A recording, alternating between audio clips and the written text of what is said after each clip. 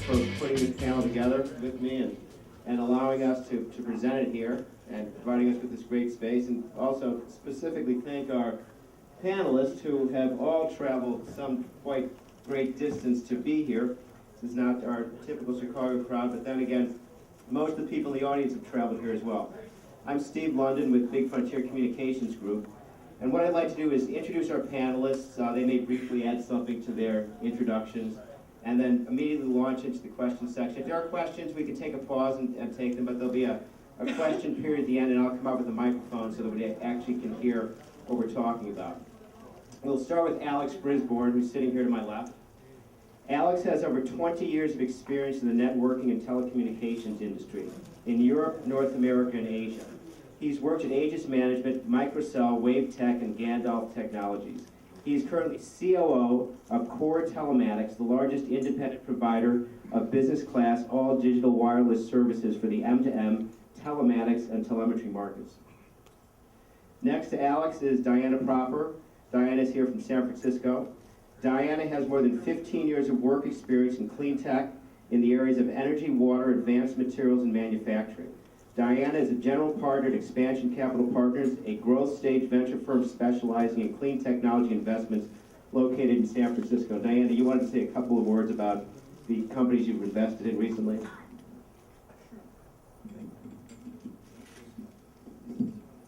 I just thought it might be, first of all, thank you for having me. I thought it might be helpful to just add a couple of words about how we're connected to M2M and clean tech, how we make the connection. So we're, as Steve said, a growth stage venture firm. We define clean technology as resource efficiency and productivity investments. So how do you make existing assets and infrastructure, whether they be water, energy, real estate assets, function more efficiently using less energy, water, and raw materials, etc. We have 4 smart grid technology investments in our portfolio, and 3 of those companies are using M2M, some sort of M2M technologies to facilitate energy management and building controls. Thank you, Diana. To my far right is Jeff Smith, no stranger to anyone in this room. Jeff is considered a pioneer in the M2M communications market. He founded SensorLogic, co-founded VIA, VeriCenter, VaultNet, Memorial.com, Advanced Home Automation, and Ublip, which was acquired by Numerex, where he now works as CTO. Numerex is a publicly traded M2M solutions provider company. And finally, we have Todd Clapp, who's in from New York. Todd is an investment professional who has worked at Lightyear Capital and UBS Paine Webber and comes to us from New York City, where he is a partner at Catalyst Investors, a growth private equity firm that provides capital to middle market companies in a variety of sectors, including business services, communications, media, internet infrastructure, software as a service, and others. And Todd, if you'd like to say a couple of words about the companies you're in. So Catalyst, it's a growth equity firm. We invest sort of in the late stage venture to growth buyout phase with some expansion capital investments in the middle there. Our relation to M2M is really through the communication space. Our firm has a long history of investing in wireless service providers, wireless spectrum. The principals at Catalyst were some of the early investors in a lot of the large carriers today. We also have approached it from a SaaS perspective. We've made a number of investments in software as a service providers. Most recently sold one last year, a company called Message Labs, and have found that the metrics of these 2 businesses, M2M, SaaS, and wireless operators, are very similar.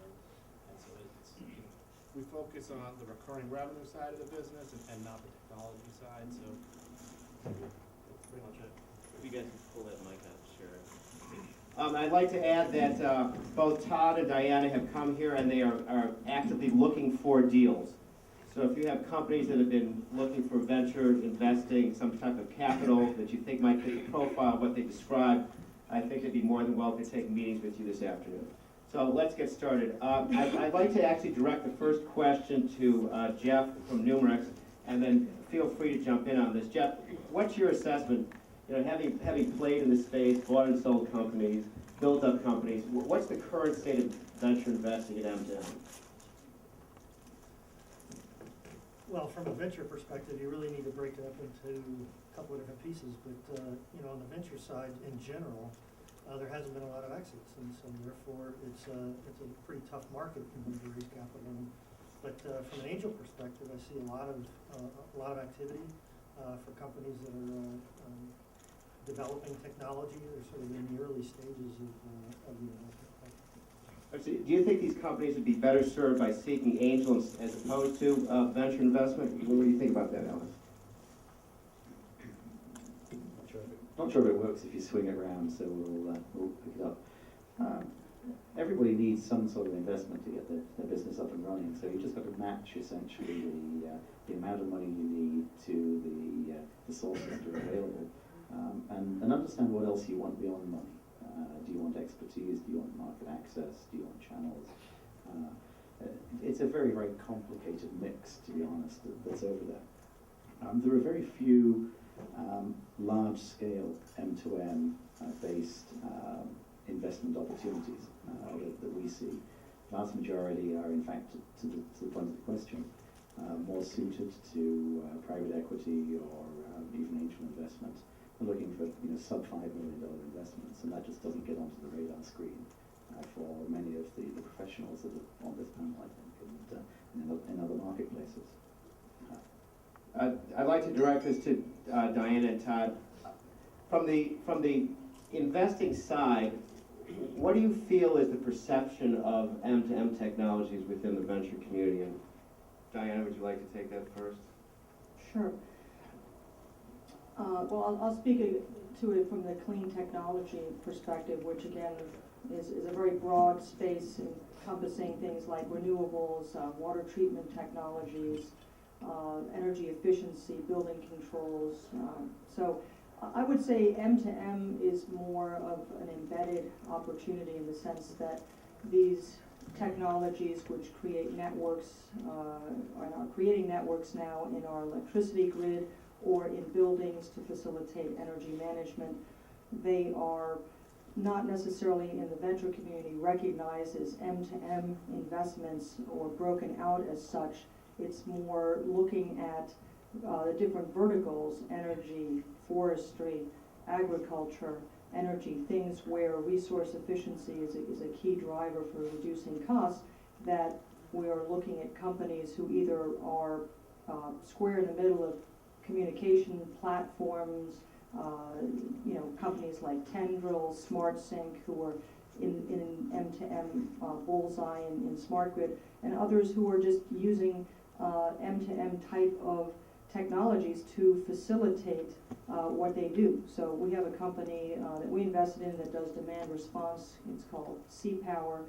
They use M2M technologies to do load reduction and load shedding with their customers, and then utilities and independent systems operators pay those customers through our company for that load shedding. So they're automating the load shedding with large industrials to facilitate those payments. So they're using the technology to deliver the benefit to the customer.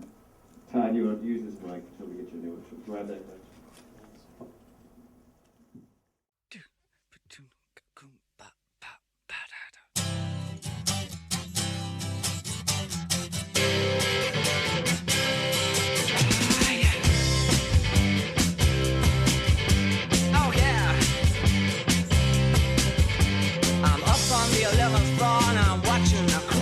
Below. He's down on the street and he's trying